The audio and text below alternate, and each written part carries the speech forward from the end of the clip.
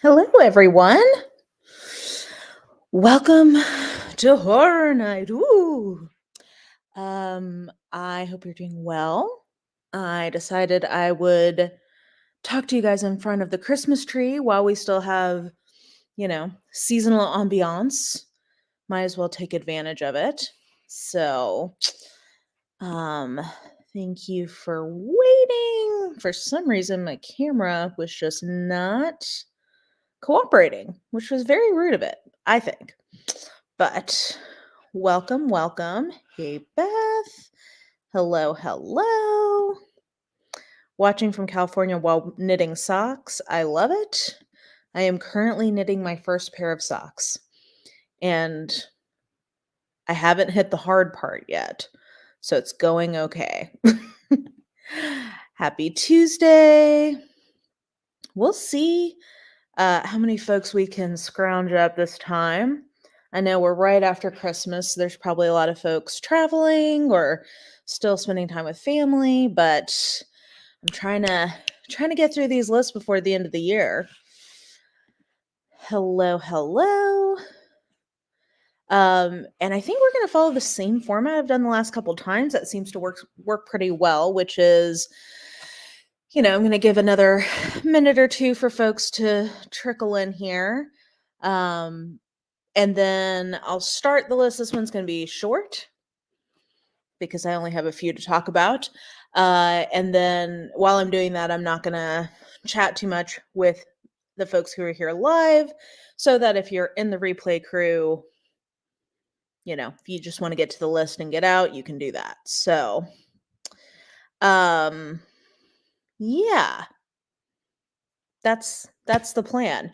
And we're going to do one more live one Thursday, which will be nonfiction. But let me know if you guys want that. I might put a poll up. I feel like nonfiction never really gets a lot of traction. So maybe I'll just put a community post for that. I don't know. Just for the completionist that I've done that sub list, but I feel like I don't know. I know that I love nonfiction. I know that there are other nonfiction lovers out there, but the views do not reflect that. So, yeah. Anyway, hello. Folks are still coming in here. Hello. Yes, Beth is a chat superstar. The hard part of the sock is not too bad. Just take your time. That's what I figure. I found a tutorial with a lot of details. So, and I did a practice up through the heel flap, but I've not done the increase decrease bit yet. And I'm a little afraid. So we'll see how that goes. But just take it nice and slow. I'm just knitting regular ass socks. Just some nice plain socks. I would like a nonfiction live. It gives a chance to ask some questions. Hello. Hello. Okay. Well, we've been in here a minute. I feel like we can go ahead and get started. So, let's start at 4 minutes. So, my honorable mention, we're doing horror tonight, if you couldn't tell from the thumbnail. My honorable mention for horror this year, because I wanted to do a top 5, but I was thinking about it and I realized this book had not shown up on any of the other lists that I was putting together. And I did feel like I wanted to shout it out because I thought it was a really fun read, but it's kind of a genre in-betweener. So that is The Drift by C.J. Tudor, which I think you could argue is sci-fi, thriller, or horror because it's dystopian. It's taking place in a few different POVs, and it's surrounding a pandemic. So it's very snowy because everybody's fleeing to these sort of mountain climbs. It's very action packed, very entertaining. So I'm not sure if it's strictly horror, but because of the pandemic element, there are definitely some horror elements to it. So if you're looking for something that is like a melange, maybe you're a little bit of a scaredy cat when it comes to horror and you need like some thriller or sci-fi elements to kind of ease you in, I would recommend it. So I think The Drift was really good, but I just didn't even know what list to put it on. So I'm just going to make it an honorable mention here in horror. Okay. Then number 5. So originally I did a top 5. Number 5 is How to Sell a Haunted House by Grady Hendrix. Um I don't it's so my least favorite Grady Hendrix so far. No, I'd say controversially perhaps. My least favorite Grady Hendrix is My Best Friend's Exorcism, which I feel like that's probably his best known one along with oh, what's it called? Southern Book Club's Guide to Slaying Vampires. Uh Everybody loves My Best Friend's Exorcism. That's my least favorite, not because it was bad. I gave it 3.5. But I just felt like How to Sell a Haunted House is not one of his best ones because I didn't think it had as many layers as some of the other horror he's done, which is funny because okay, I know some people hate Grady Hendrix, or some people just find his stuff like over the top, too campy, too unbelievable. I get it. I love his infusion of camp into horror. That really feeds into what I like best in horror properties is the sort of cheekiness or the campy element, and I feel like he does that really well, but usually I think he has a little more substance. I feel like I'm being negative about this book and it's in my top 5. Look, I like this book. I gave it 4 stars. I just don't think it's one of his best, I guess is what I'm getting at least for what I like from him. But this one is, as the title suggests, about a haunted house. And it's a lot about grief because it's these two siblings who have had a falling out and they are selling this house that their parents have left them because he died they died very suddenly, and and this brother and sister are having to kind of deal with it. um Amidst their own grief, they're also having to deal with their mother's hella creepy doll collection. Oh my gosh. So if you like scary puppets slash scary dolls, this is a good one. And again, the entertainment factor on this one was really high, which is something that I really enjoy in horror. Excuse me.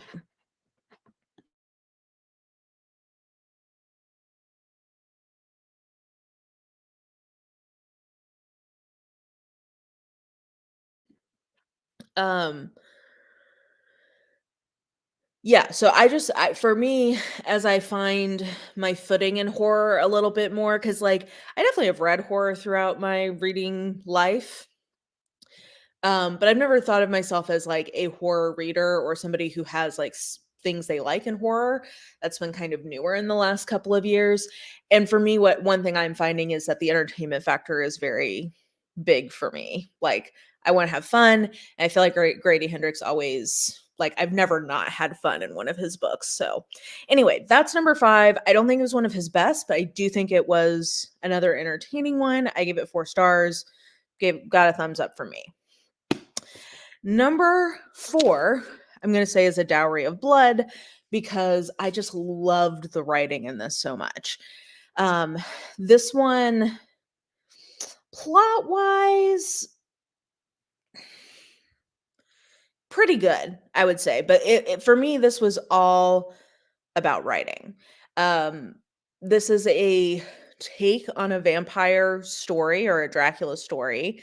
So our main point of view character, also side note, I have the ugly cover. I'm really sad I didn't get the OG cool cover, but whatever. The point of view character is writing these like I forget if it's diary entries or letters to Dracula. Like they're very like addressed to Dracula. And she was like his first person he turned, and she was like this medieval peasant, and he turned her on the battlefield, and she's his first bride. And this is a lot metaphorically. That's the other thing I'm finding I really like in horror is metaphor, and like very similar to sci-fi fantasy. I like a good metaphor in horror. And this one's a lot about, I think, like domestic violence and complicated relationships, like an intimate partner context. This does have, I guess, what I would probably think of as like a polycule. So we get some of that dynamic explored as well. But really the thing that like set this apart for me is the writing. The writing is just beautiful. And I'm really, or like it worked for me. It's the kind of beautiful that worked for me. And I'm excited to see what the companion novel is going to be like, because there's another one coming out next year. So I don't think it's a sequel strictly, but it seems like it's some kind of companion novel or in the same world. Anyway, this was really hyped when it came out, and I think it definitely lived up to the hype for me. So 4 stars. Then my top 4-star is T. Kingfisher, What Moves the Dead. Okay, if you watch this channel, you know this is my biggest ick/fear.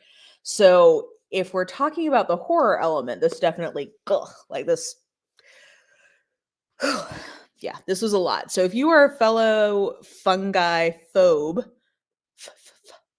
lots of alliteration there, just know that this does have a lot of that. I was able to skim through those scenes when I was getting to, like, my problem is I can feel it on me. Oh God, I hate it so much. I can like feel it on my body and I hate it.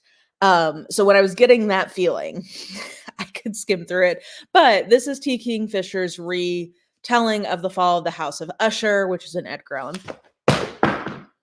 Well, I just threw everything on the ground. This is what you get when you get too excited and start gesturing too wildly with your book. This is an Edgar Allan Poe retelling, because The Fall of the House of Usher is a novella from him, or like a short novel. And I think it's a really effective retelling. I love T. Kingfisher. You may be about to see another T. Kingfisher. And this is different tonally than any other T. Kingfisher thing I've read. It's very mannered. It's going for that kind of gothy feel. And I was so impressed. I was just so impressed at how well she pulled that writing off, because I normally think of her as much more lighthearted, or sort of like there's darkness, but it's always really undercut by like this humor or a little bit of romance.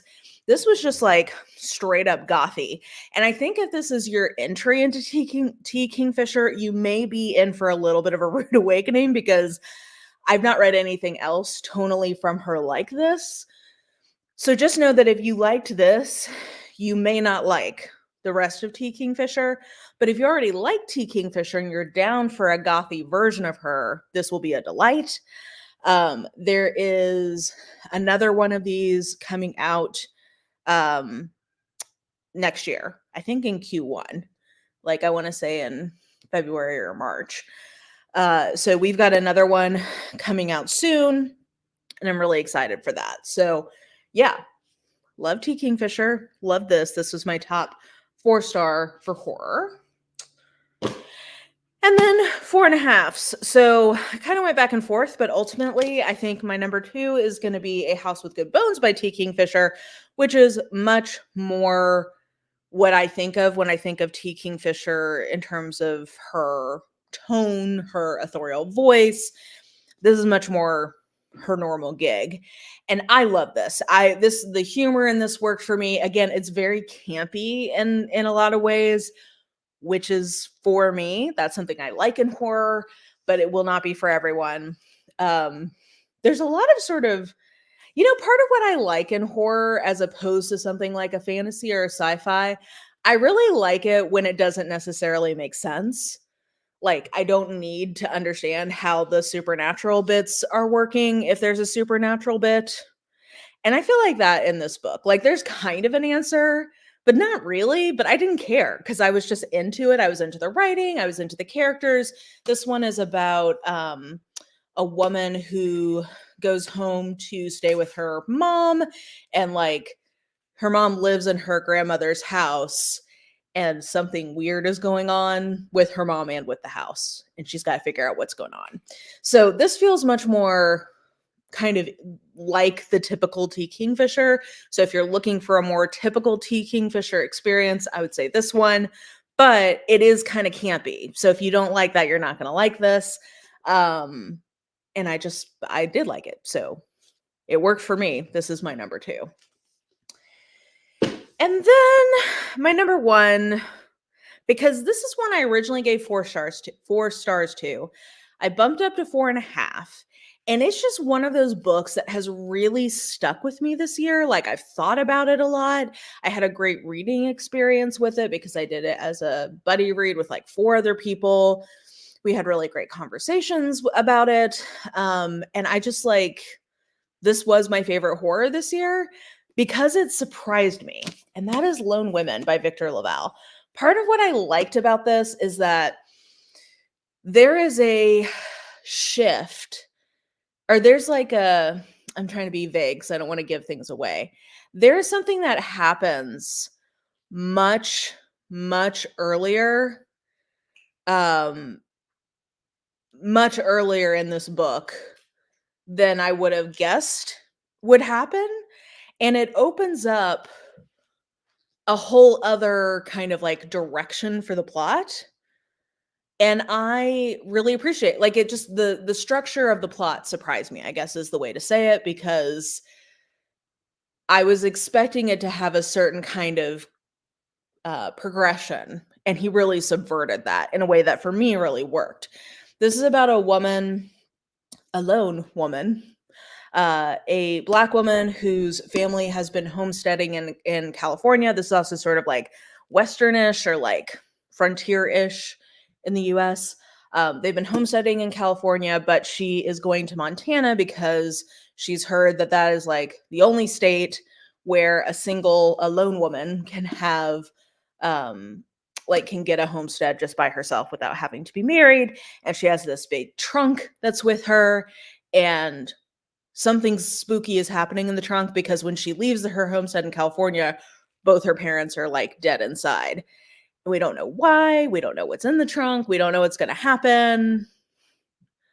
And, shenanigans ensue from there. This is just so, yeah, there's a lot of really rich metaphor in this. This was my first Victor LaValle.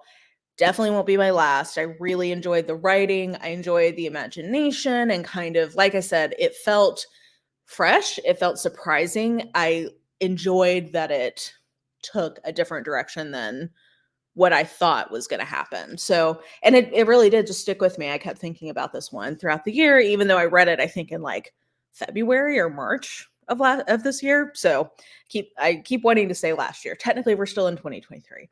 But yeah, so this is my top one, 4.5 stars. And stay tuned because I'm definitely going to read more from Victor LaValle. Okay. Time stamping Mara at about 19 minutes, we switch to the chat. So, okay. Let's see what folks are saying. I like the idea of nonfiction, but I find it difficult as a non-native reader that mostly does audiobooks. Yeah, that's very fair. I want nonfiction. I'll put like a poll or something up. And see what you guys say. I haven't tried CJ Tudor yet. I would say CJ Tudor, so far from what I've read, is like a really reliable crime fiction author.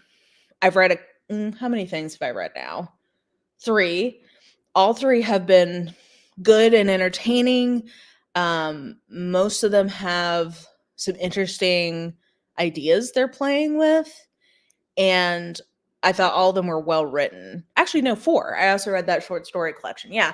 So I really like CJ Tudor. I would say they're very like she's very reliable for me at this point. I wouldn't say she's like a favorite, but she writes the kind of books that I tend to like, and I think her like actual writing is really solid. Like she doesn't do like cheap bits um and very entertaining books. I love CJ Tudor and I haven't read The Drift yet, but I have it out from the library and it's the right season, so I'm hoping to get to it soon. Yes, I would say it's a very snowy book. So if you're in a part of the world where it is snowy and you want a snowy book, I think The Drift would be a good one for that. Or if you're in a very hot part of the world right now and you want to think about snow, could also be good there. I love Horror Store. I also really I think it's not very layered, but it was so entertaining and it's one that I would definitely recommend if you're looking for like light, campy, fun horror. It's because it's also pretty short, and I love the physicality of it. I loved How to Sell a Haunted House, probably my favorite horror this year. That's awesome. I tried Horror Story from Grady, but hated it and DNF'd. Want to try more, but the characters made me want to rip my hair out. Yeah, I wouldn't like. I would say that something Grady Hendrix does is have unlikable main characters. So if that's a problem for folks, like he's not going to be an author for you. His characters are like sometimes mean, sometimes kind of stupid, sometimes just like whiny, whatever. Like that's a part of what he does. So that is fair. If that's not for you, then I don't think his books are probably a great choice. Yes, he is cheeky. I had a hard time with this one, not my fave. That totally fair. There's been some really good approachable horror in the last few years, and I'm here for it. I think, Sarah, I think you're really right. I think that's part of why I'm seeing myself gravitating to trying more. And I also, because, I've not been a hardcore horror reader, though I am obsessed with Criminale, who I've done a couple of collabs with.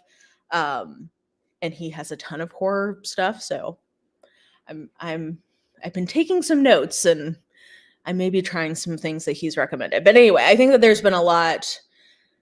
Like that's one of the only genres I can actually think about right now where it seems like there's a lot of fun, interesting books that are consistently coming out that don't seem like just really boring in terms of books that are getting a big push. I'm definitely a horror reader. I love that for you. I cannot wait for the sequel to What Moves the Dead. Yeah, that's coming out. I want to say in like February or March. I'm a scaredy cat and hoarder's never been my thing, but interested to find some things I would like. Yeah, I think there's some approachable stuff going on. This year has been Mara gushing about T. Kingfisher. You're not incorrect there. You are not incorrect there. Part of it is she writes in so many genres, it just gives me a lot of options. I personally love the idea of horror, but I'm new to it. I've learned I love anything with body horror and commentary horror, queer, racial, feminist, and I enjoy some silly things once in a while. Yeah, I feel like that's the trick to any new genre you're trying to get into. You got to figure out what you like, which takes some work and reading some books that you don't like. All I'm going to say about House of Wicked Bones is that since reading that book, I would find a ladybug in my room. Well, be careful. I guess that's all I'll say. I'm dying. I just finished How to Train Your Gavin's worst books, and the first 2 of your best books were on his worst book list. This is why I love BookTube. I'm siding with you on this one. Yeah, I mean, that's the thing. Like, I always say there's a book for every reader and a reader for every book. I think part of what I want to do on my channel is like describe books in a way that you can figure out if you'll like them, because there's some books I hate that people come and tell me like, oh, I know you hate that, but like you sold me on it. Or books I love that people will say like, oh God, I didn't realize that's what that was. Like that's not for me. So, Gavin's wrong, but I'm glad I liked things that he like. I'm glad I liked books, even if he didn't. And I'm sure he's liked books that I've not loved. So after high school, I worked in a college biology lab in a summer I worked in a college biology lab on a summer grant. I'll just say I learned to love slime molds. I had to. I have not and will not. Lone Women definitely provided an interesting discussion. Yeah, I think it's a good book club book because there is, I think, a lot to discuss in it. How scary is T. Kingfisher? The premise of the book sound interesting, but I'm a lightweight when it comes to horror. Shirley Jackson is my edge. I think A House with Good Bones probably would be okay. Like, it's got a lot of humor in it and a little bit of a side romance, so that kind of helps lighten things up. I would say What Moves the Dead is definitely a more serious book and like a little scarier, probably. But I don't think T. Kingfisher is too intense. Oh, thank you. Right back at you. Maya's for a little rec question that isn't horror related. It's about lit fic since I'm a bit stuck on that genre. I did just do my best lit fic list, so those are my most recent recommendations. Happy Christmas. Yes. We got to enjoy the warmth and coziness of the season while we can, because it does only come once a year. So Criminali is great. So true. He reads, I think I read a lot. Ollie is a machine. Oh my God. And he's making so much content. It's crazy. I'd still like nonfiction since I like hearing what's best to read. Even if I don't do a video, I'll put a poll up, and I'm gonna be brutal with you guys. I'm gonna phrase it like, if I do this, will you actually join? Will you actually watch? So I'll put a poll up, and if the consensus is yes, then we'll do it. And if not, then I'll just post like a community so you can still see. Because I've talked about all the books. It's not like they're fresh. I might try A House with Good Bones too. I want to try T. Kingfisher for a bit. I hope you enjoy. I think you could do worse in terms of where to start. I do find humor offsets tough subjects, horror aspects, etc. Yeah, I agree. I think it kind of like, evens things out. It keeps things a little bit, light, funky, fresh. I think it also can help with the help build the tension because you have like a little bit of release and it lets more build.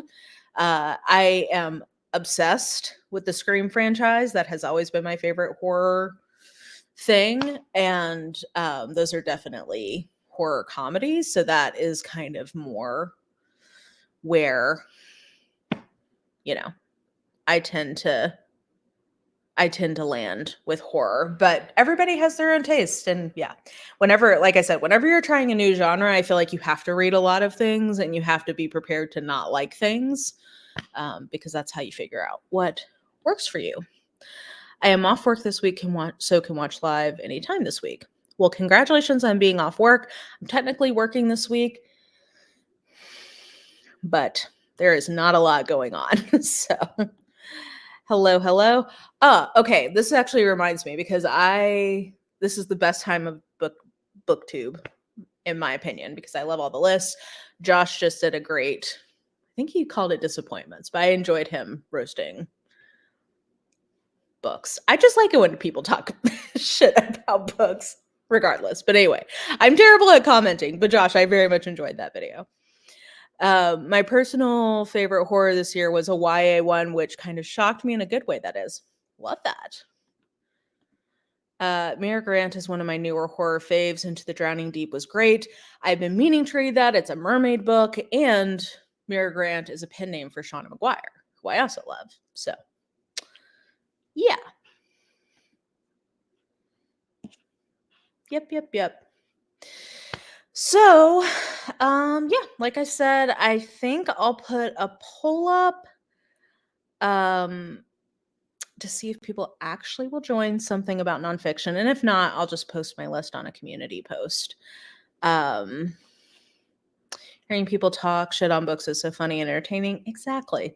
Even if it's books that I like, it's very interesting to hear people talk badly about them because then I'm sitting there. Well, first of all, it makes me question my own taste.